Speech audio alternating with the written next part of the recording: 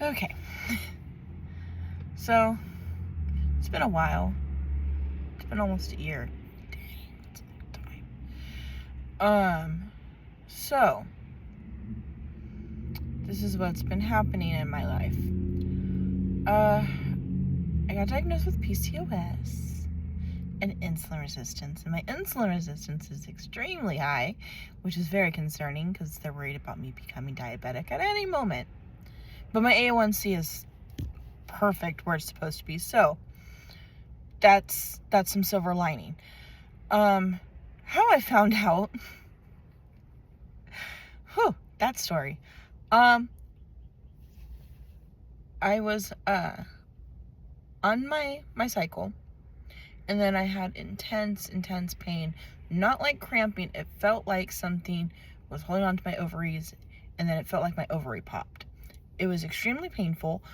I was in my break room screaming, and then it went away, and I was at the tail end of my cycle. This is crucial. So the next day, I was in immensely a lot of pain the next morning, and I took a lot of ibuprofen. So much so, I don't remember how much I took because I was in a lot of pain. And then when I went to work, I started feeling dizzy. I don't know if I brought it up before, but I work with children. And I was working with a child that was very, very active. And I was like, okay, cool. I'm going to go take a break because I feel dizzy. Took a break. I decided that I was going to go use the bathroom. Just because, well, I had to go. And I had stood up, and I felt kind of, I guess is the word I'm going to use. And I put my hand on the wall, and then I slid down on the floor, and then I could not get back up. So, ambulance was called, rushed to the hospital. The doctor, I understand that I was not dying, but they ignored the pain that I was in. I was at the tail end, which means I was spotting the day before, and then I had filled up 4 pads in an hour. That's a lot of blood. And this doctor told me, oh, you just stood up too fast. You're just on your period. That has nothing to do with it. Bye. And discharged me. I didn't agree with that, so I made an appointment with my OB. I can't say all the letters right now. But anyways, made an appointment with her. Told her what happened. She wanted to see me immediately. And then she asked me, hey, they did a sonogram, right? No. I told her what the doctor said. She looked like the professionalism was leaving her. She didn't say anything. She kept it professional. She told me that she wanted me to get a sonogram ASAP. Got it. Found some cysts. Told me that I fit a lot of the criteria. Tested my blood. Found out that I had insulin resistance. And so immediately I've been going on a totally different diet. And I've lost about 20 pounds in a couple months. I have plateaued. So this happened in May. So when I started following a more PCOS insulin resistant diet, which was around July, because I didn't know what to do. Honestly, and the internet is special. So it took me that long to get a dietitian. The dietitian's help from, we'll say July. I can't remember right now. I made an Instagram and I have pictures on there. Anyways, from that time to October, I lost 20 pounds, and that's not even including exercise. I haven't really had time to exercise, unfortunately, because I have been tired and it has been a really long year. I mean, 10 months. No, not even 10 months. Dang, wait, no. 6 months. Oh my gosh. My math is horrible. So that's actually not that bad. I'm currently at 278. Is at my lowest point. The last month I have pretty much cut out a lot of sugar and a lot of sweets. The only things I'm allowing myself to have are fruit and M&Ms with nuts or peanut butter.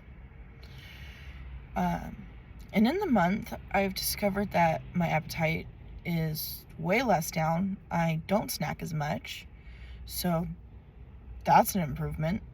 I've also discovered, because I thought if I lost all the weight, my insulin resistance would go away and my sleep apnea would also go away. No. It's most likely going to be with me forever. Which makes me sad. But it's whatever. I'd rather get used to this diet and live longer and be mobile than eat what I want and die young. So I choose to live.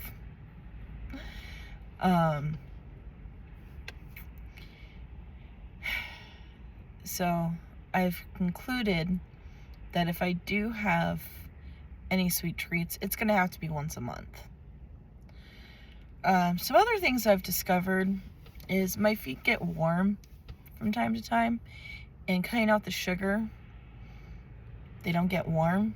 And then it got warm yesterday when I had a sub sandwich, because, life happened. I was like, I don't get sub sandwiches that often anyways, and I'll get it with turkey, and then I got some guacamole so I can have some avocado on it for that healthy fat on there. And my feet felt warm a few hours after I ate it, and I was like, that's a little concerning. So did internet search, some alarm bells came off. According to the internet, I shouldn't worry. However, I'm going to not take his advice. And I made an appointment with my doctor to talk about it because it mentioned neuropathy, and I have a family member that has it, and it is terrible. So I would like to nip it in the bud as soon as possible, because you get to a point where it just gets progressively worse. If you don't know anybody that has it, that's fortunate. But if you do, you know that it can get bad and painful, and it's awful. This family member, when we go to get pizza, they can't have it. It used to be, well, I can have it early in the day, and now it's just kind of like, no. They have to have specifically thin crust or the made out of the cauliflower. So yeah, it's not fun. But I am losing weight. The diagnosis helps. But yeah, it's been interesting. And it's been rough when you thought it's been a year and it's only been 6 months, roughly. Oh my gosh. But I'm hopeful for my future. I mean, I am sad about not being able to have stuff once in a while. By once in a while, I mean like once a week. Like once a week having like a Little Debbie's cake, it's not going to throw off your diet. It, unfortunately for me, because of the insulin resistance, once in a while it's going to have to be like once a month or longer, which boo, but like I said, I'd rather get used to the foods that I can eat that are going to make me healthy and have the yummy stuff way less. Also, it's been brought to my attention. I mean, this is something that I don't disagree with, but I'm pretty sure I have a form of binge eating because I can sit and eat certain foods mindlessly.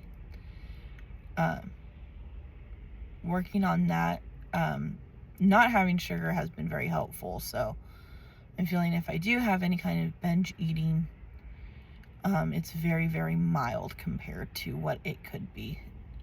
So I'm very thankful for that. I will say when I did cut out sugar, it was internal hell for about a week, because it was just kind of like, I really want that thing. No, not a week, 2 weeks, because then my roommate ordered food and was like, do you want a milkshake? And I had to sit and think, and I was just like, in my head, I was like, oh my gosh, yes, that sounds amazing. And what I said was, no, I'm good, but I'll have a Diet Coke. Well, actually a Coke Zero. I don't like Diet Coke. Diet Coke I don't know. Coke Zero tastes way better in my opinion. So I got that. But yeah, it's been a struggle. I mean, I'd love to just be in a way peppier mood about it, but it's just disappointing. But also it's not the end of the world. Like, whatever, I guess. It would just be nice if I could have items that I like once a week instead of once a month or more. But like I said, I choose life over that. There's other things, and I can get used to it. I've gotten used to bittersweet baking chocolate. To be honest, it tastes sweet, not sweet. It doesn't taste bitter to me. I've just gotten used to it. So that's a win in my book. Getting used to it. It can be hard, but I think overall it's going to be worth it. My goal is to be 94 and mobile. That is so important. I worked with way too many old people 10 years ago. Oh my God, 10 years ago. Oh, I'm so old. 10 years ago, and the people that were chubby like me, I guess I'm not really chubby, but that were obese like me, like they weren't like they were overweight, but you wouldn't think that they would have any mobility issues later in life, and oh, did they. And that kind of put me into perspective, because the ones that were mobile were ones that didn't have a lot of weight, and they did do mild to moderate exercise. And so that's my goal. My goal is to be mobile in my old age. I mean, that's fine if I'm slow, but I don't want to be bedridden when I'm old. It's not fun, like, at all.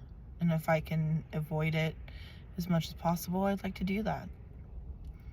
I mean, obviously there's things that can happen that can make you bedridden that you can't avoid, but if it's food related, I want to make sure that that doesn't be a factor in it if that does happen to me. Anyways, this has been cheerful. Have a good day. Thanks for listening. Bye.